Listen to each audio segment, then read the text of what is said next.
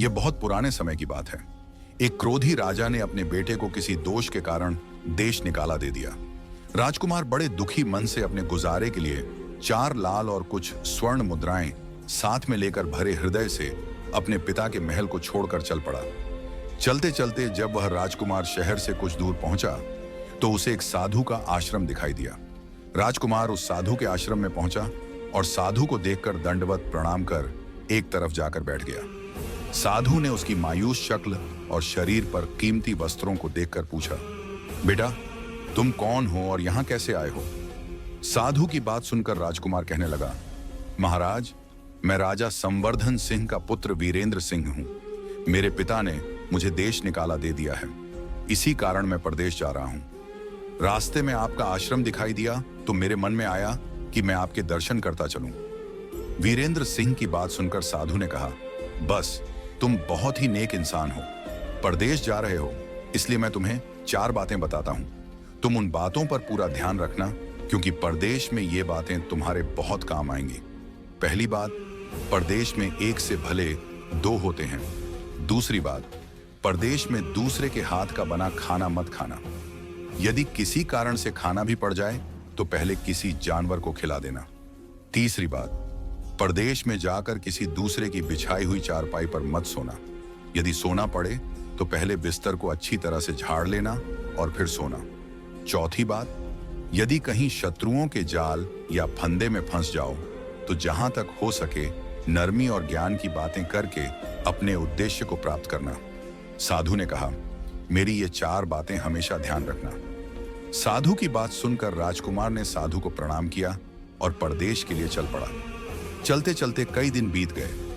वह एक जंगल में पहुंचा जहां उसने देखा कि एक चील कछुए के बच्चे को लेकर उड़ रही थी। सहसा बच्चा चील के पंजे से छूटकर नीचे गिर पड़ा। वीरेंद्र सिंह ने जब कछुए को तड़पते हुए देखा तो उसे बड़ी दया आ गई। उसके मन में विचार आया कि इस बच्चे को पालना चाहिए। इससे 2 बातें होंगी। पहली, इस बच्चे के प्राण बच जाएंगे और दूसरी, साधु द्वारा कही गई पहली बात भी पूरी हो जाएगी कि सफर में एक से भले 2 होते हैं। इससे बातें करते हुए दिन भी आसानी से बीत जाएगा। यही सब सोचकर वीरेंद्र सिंह ने उस कछुए के बच्चे को अपने साथ ले लिया। अब सफर में उसका साथी कछुए का बच्चा भी शामिल हो चुका था। कुछ दिनों बाद राजकुमार को एक अच्छा सा स्थान दिखाई पड़ा। वहां पहुंचकर उसने कुछ खाया पिया और फिर कछुए के बच्चे से कहा, तुम यहीं बैठे रहना, मैं थोड़ी देर विश्राम कर लूंगा। इतना कहकर वीरेंद्र सिंह एक पेड़ के नीचे जाकर सो गया। दोस्तों, उसी पेड़ पर एक सांप और एक कौवा रहते थे। उन दोनों का यह दस्तूर था कि जब कोई व्यक्ति उस पेड़ के नीचे ठहरता तो सांप उसे डस लेता और कौवा उसकी आंखें निकाल लेता था। जब सांप ने सोते हुए मुसाफिर को देखा तो पेड़ से नीचे उतर आया और राजकुमार को डस लिया। कुछ देर बाद कछुए की नजर वीरेंद्र सिंह पर पड़ी। उसे मरा हुआ देखकर वह घबरा गया और उसके ऊपर बैठकर रोने लगा। तभी कौवा भी पेड़ के नीचे उतरा। जैसे ही उसने वीरेंद्र सिंह की आंखें निकालनी चाही, कछुए ने झपट कर कौवे की गर्दन को अपने मुंह से पकड़ लिया। कौवे ने बहुत जोर लगाया मगर कछुए ने उसे नहीं छोड़ा। तब कौवे ने सांप को पुकारा। कौवे की आवाज सुनकर सांप वहां पहुंचा और उसने बड़े जोर से कछुए की पीठ पर डंक मारा, परंतु कछुए ने अपना मुंह भीतर कर लिया। सांप ने कई बार कछुए की पीठ पर डंक मारा किंतु हर बार कछुआ अपना मुंह अंदर कर लेता। जब सांप का कछुए पर बस नहीं चला तो उसने प्रार्थना करना शुरू किया, तुम मेरे मित्र को छोड़ दो। कछुआ कहने लगा, नहीं, तूने मेरे मित्र को डसा है, अब मैं भी तेरे मित्र की जान ले लूंगा। अगर तू मेरे मित्र को बचा देगा तो मैं तेरे मित्र को छोड़ दूंगा। यह सुनकर सांप ने काटी हुई जगह पर मुंह रखकर वीरेंद्र सिंह के शरीर से सारा विष खींच लिया और बोला, अब तो मेरे मित्र को छोड़ दो। कछुए ने जब देखा कि राजकुमार को थोड़ा होश आ रहा है और उसका जहर उतर रहा है तो उसने कौवे की गर्दन छोड़ दी। जब वीरेंद्र सिंह को पूरी तरह होश आया तब कछुए ने उसे सांप के डसने का सारा वृत्तांत बता दिया। कछुए की बात सुनकर वीरेंद्र सिंह के मन में साधु की पहली बात खटकी। उसने सोचा कि सचमुच साधु की यह बात काम आ गई कि एक से भले 2 होते हैं। मन ही मन उसने साधु को बहुत धन्यवाद दिया और आगे की यात्रा पर निकल पड़ा। चलते चलते कुछ दिनों के बाद जब वह समुद्र के किनारे पहुंचा तब कछुए के बच्चे ने कहा, मित्र, मेरा देश आ गया है। यदि तुम कहो तो मैं अपने माता पिता से मिलाऊं, क्योंकि उनसे बिछड़े हुए बहुत दिन बीत चुके हैं। वे बहुत दुखी होंगे। वीरेंद्र सिंह ने उसे जाने की आज्ञा दे दी और स्वयं रात को वहीं समुद्र के किनारे उसी जंगल में ठहर गया। दोस्तों, जिस जंगल में राजकुमार ठहरा हुआ था, उसी जंगल में कुछ दूरी पर एक ठग का परिवार रहता था। उस ठग की 2 लड़कियां और 4 बेटे थे। उसकी बड़ी बेटी ज्योतिष विद्या में बहुत निपुण थी। जब भी कोई राहगीर या यात्री उस जंगल से होकर निकलता था और उसके पास जो कुछ भी कीमती सामान होता था, तो ठग की बड़ी बेटी अपनी ज्योतिष विद्या से सब कुछ पता लगा लेती थी। आज बहुत दिनों के बाद ठग की बड़ी बेटी को खजाने की महक आई। उसने अपने पिता से कहा, ऐसा लग रहा है कि इस जंगल में एक राहगीर आया हुआ है और उसके पास 4 लाल हैं। यदि तुम लोग उस राहगीर को यहाँ ले आओ तो उससे लाल लेना मेरा काम है। अगर यह लाल हमें मिल जाए तो हम जन्म भर के लिए निहाल हो जाएंगे, परंतु उस राहगीर को मारना मत, उसे जीवित ही पकड़ कर लाना। ठग अपने बेटों के साथ तुरंत उसकी तलाश में निकल पड़ा। थोड़ी ही दूरी पर उन्होंने देखा कि एक आदमी पेड़ के नीचे सो रहा है। उसे देखकर उन्होंने सोचा कि यही वही राहगीर हो सकता है जिसके पास लाल है।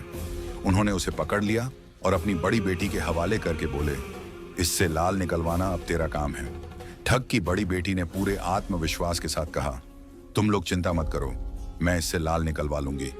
उसी समय ठग की छोटी बेटी ने जब वीरेंद्र सिंह को देखा तो वह जी जान से उस पर मोहित हो गई। पहली ही नजर में ठग की छोटी बेटी अपना दिल उस नौजवान राजकुमार वीरेंद्र सिंह पर हार बैठी। भाइयों के डर से वह कुछ कह नहीं सकी, लेकिन मन ही मन उसे बचाने की युक्ति सोचने लगी। कुछ देर बाद ठग की बड़ी बेटी ने भोजन तैयार किया और उसमें जहर मिला दिया। वही खाना उसने वीरेंद्र सिंह को परोस दिया। जब थाली वीरेंद्र सिंह के सामने आई तो उसने खाने के लिए जैसे ही एक कौर तोड़ा, साधु की कही गई दूसरी बात याद आ गई। उसने थाली में से थोड़ा सा भोजन निकालकर सामने खड़े कुत्ते के आगे डाल दिया। जैसे ही कुत्ते ने वह खाना खाया, वह तुरंत मर गया। यह देखकर वीरेंद्र सिंह ने भोजन नहीं किया।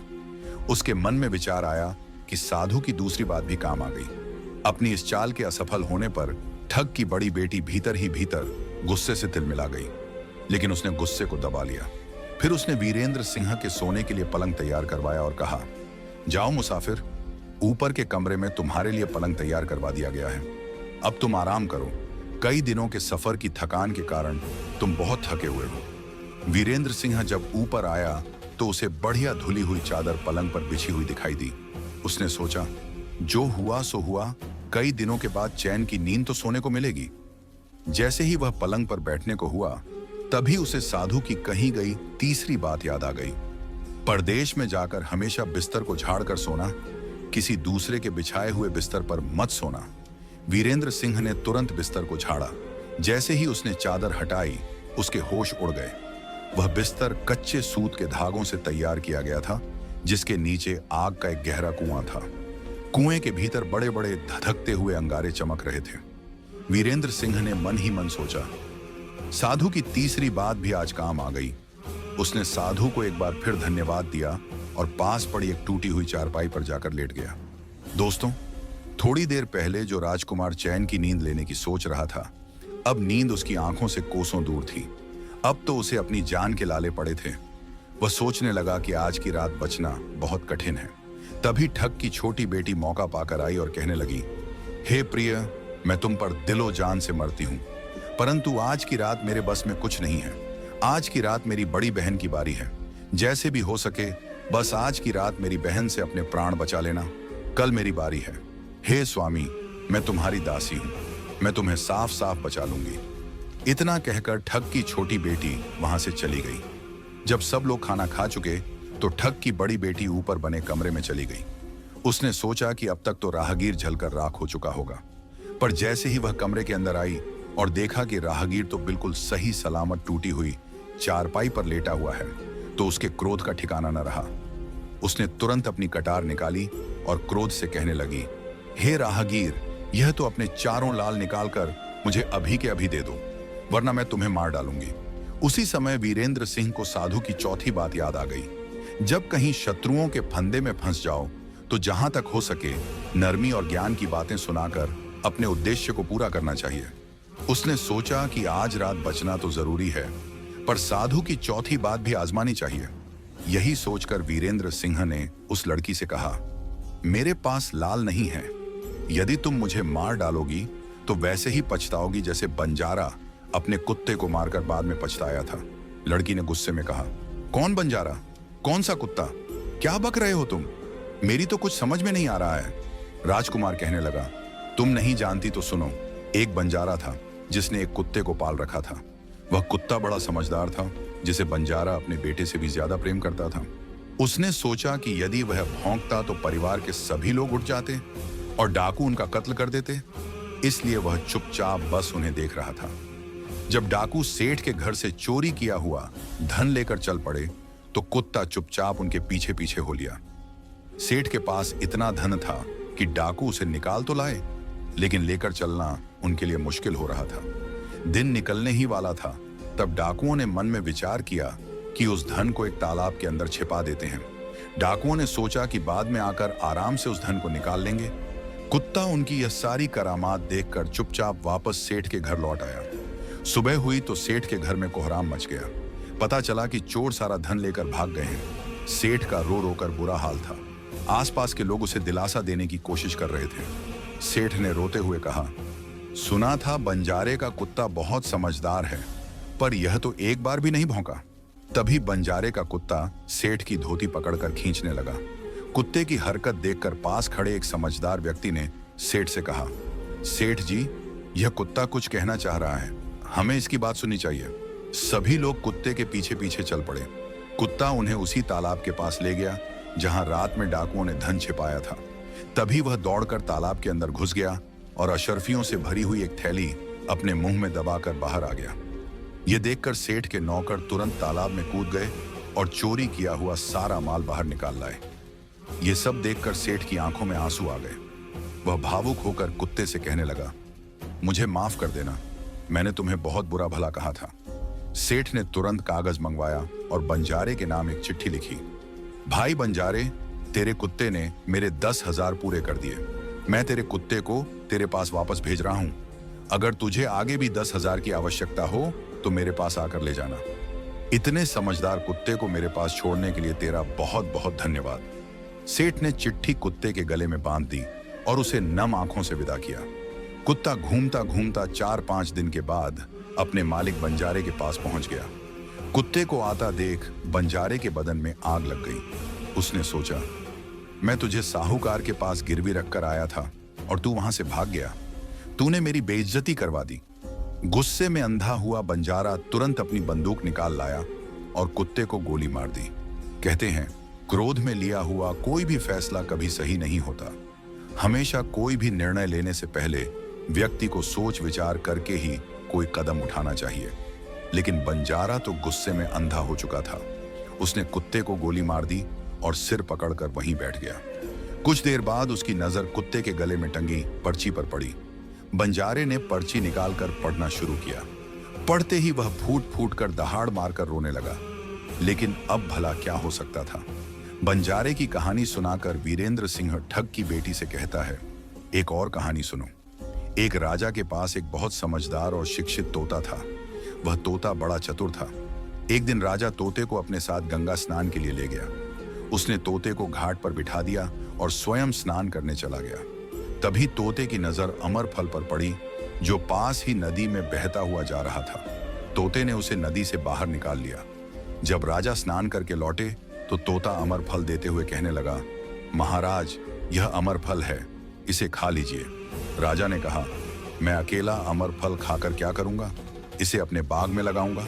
जब इसमें फल लगेंगे तब पूरे परिवार को खिलाकर सबको अमर कर दूंगा। गंगा स्नान के बाद राजा अपने राजमहल लौटे। उन्होंने वह अमर फल माली को देकर कहा, इस फल को बाग में लगाओ। कुछ ही दिन बीते थे कि उस पेड़ पर फल फूल लगने लगे। जब एक फल पककर पेड़ से नीचे गिरा तो उसे एक सांप ने डस लिया, जिससे वह फल जहरीला हो गया। अनजाने में माली वह अमर फल लेकर राजा के पास पहुंचा। राजा उस फल को देखकर बड़ा प्रसन्न हुआ। कुछ सोच विचार करने के बाद उसने वह फल पहले कुत्ते को खाने को दिया, क्योंकि राजा बड़ा नीतिवादी और विवेकशील था। वह जानता था कि बिना सोचे समझे किसी भी वस्तु को खाना ठीक नहीं होता। ज्यों ही कुत्ते ने वह फल खाया, वह मर गया। यह देखकर राजा क्रोधित हो उठा। उसने तोते से कहा, बेईमान तोते, तू हमें धोखा देकर मारना चाहता था। इतना कहकर राजा ने क्रोध में आकर तलवार से तोते की गर्दन काट डाली। फिर माली से कहा, इस पेड़ के चारों तरफ कांटे लगा दो ताकि कोई भी इसका फल ना खा सके। एक दिन की बात है कि उसी शहर में सास बहू के बीच जमकर लड़ाई हो गई। बहू से तंग आकर सास गुस्से में घर से निकल गई और बड़बड़ाते हुए कहने लगी, आज मैं राजा के बगीचे में जाकर वह जहरीला फल खा लूंगी। इतना कहकर वह बाग में पहुंच गई। जैसे ही उसने पेड़ से फल तोड़कर खाया, वह अचानक 16 साल की युवती बन गई। जब राजा को यह समाचार मिला तो उसे सारा माजरा समझते देर नहीं लगी। राजा को अपनी गलती पर बहुत दुख हुआ। वह कहने लगा, वास्तव में यह अमृत फल ही था। मैंने व्यर्थ ही इतने समझदार तोते को मार डाला। इतना कहते कहते सवेरा हो गया। तभी ठग की बेटी ने वीरेंद्र सिंह से कहा, आज तो तूने मुझे बातों में उलझाकर अपनी जान बचा ली, लेकिन आज रात मेरी छोटी बहन की बारी है। वह तुझे किसी भी कीमत पर जीवित नहीं छोड़ेगी। जब ठग की छोटी बेटी को पता चला कि वीरेंद्र सिंह जीवित और बिल्कुल सही सलामत है, तो उसकी खुशी का ठिकाना नहीं रहा। अपनी बहन को दिखाने के लिए ठग की छोटी बेटी ऊपरी मन से कहने लगी, तुम निश्चिंत रहो बहन, मैं आज बिना लाल लिए उसे छोड़ने वाली नहीं हूं। दिन बीता और रात हुई। तब ठग की छोटी बेटी वीरेंद्र सिंह के पास पहुंची और कहने लगी, भगवान का शुक्र है कि तुमने चालाकी से अपनी जान बचा ली। वीरेंद्र सिंह ने गंभीर स्वर में पूछा, तुम सब ऐसा क्यों करती हो? इस पर ठग की छोटी बेटी कहने लगी, हमारी यही रीति है। मेरे भाई और बाप मुसाफिरों को पकड़ कर लाते हैं और हम बहनें अपनी चालाकी से उनका माल हथियाने के बाद उन्हें मार डालती हैं। फिर उसने थोड़ा मुस्कुराते हुए कहा, लेकिन तुम चिंता मत करो, अब मेरी बारी है और मैं तो दिल जान से तुम्हारी दासी हूं। तुम्हें जैसा समझ पड़े वैसा ही करो। यह सुनकर वीरेंद्र सिंह कहने लगा, प्रिय, तुम्हें देखते ही मैं पसंद कर बैठा था। दिल करता है कि हर पल तुम्हारे पास ही रहूं। तुम अपनी बड़ी बहन की तरह नहीं हो। तुम एक नेक दिल वाली औरत हो और तुमसे मेरा कुछ भी छिपा नहीं है। वीरेंद्र सिंह की बात सुनकर ठग की छोटी बेटी ने कहा, तुम कहते हो कि मुझसे कुछ भी छिपा नहीं है, तो फिर वे लाल कहां हैं? वीरेंद्र सिंह ने मुस्कुराते हुए कहा, वे चारों लाल मेरी जांघ में छिपे हैं। अगर तुम निकालना चाहो तो निकाल लो। राजकुमार की बात सुनकर ठग की छोटी बेटी हंसते हुए कहने लगी, प्यारे, वे लाल तुम्हें ही मुबारक हों। मैं तो तुम्हारी दासी हूं, तुम्हारे दर्शनों की प्यासी हूं। मुझे तुम्हारे सिवाय और कुछ नहीं चाहिए।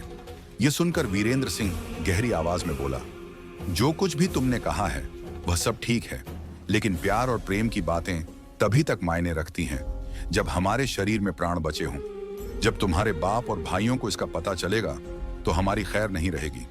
ठग की बेटी ने आत्मविश्वास से कहा, तुम चिंता मत करो, मेरे पास इसका भी उपाय है। आज रात सबके सो जाने के बाद हम यहाँ से भाग चलेंगे। कहीं बहुत दूर जाकर वहीं रहेंगे जहां कभी मेरे बाप और भाई नहीं पहुंच सकेंगे। वीरेंद्र सिंह ने गंभीरता से पूछा, ये सब कैसे होगा? ठग की बेटी ने कहा, यहां से निकलने का सिर्फ एक ही उपाय है। मेरे पिता के पास 2 घोड़े हैं। एक दिन भर में 70 कोस चलता है और दूसरा 90 कोस। तुम बड़े घोड़े को खोल लाना, तब तक मैं हमारे लिए कुछ धन का प्रबंध कर लूंगी और धन बांध कर ले आऊंगी। आधी रात हुई तो वीरेंद्र सिंह घोड़े को खोलने चला गया। जल्दबाजी के कारण उसने बड़े घोड़े की जगह गलती से छोटे घोड़े को ले लिया। ठग की बेटी बहुत सा माल लेकर घोड़े पर बैठ गई और दोनों चल दिए। घोड़ा चलते चलते 70 कोस की दूरी तय करके जंगल में जाकर खड़ा हो गया। घोड़े के रुकते ही वीरेंद्र सिंह और ठग की बेटी के होश उड़ गए। ठग की बेटी चिंता में बोली, अनर्थ हो गया। तुम रात के अंधेरे में बड़े घोड़े की जगह छोटे घोड़े को ले आए। मेरे पिता और भाई आते ही होंगे, वे हमें किसी भी कीमत पर नहीं छोड़ेंगे।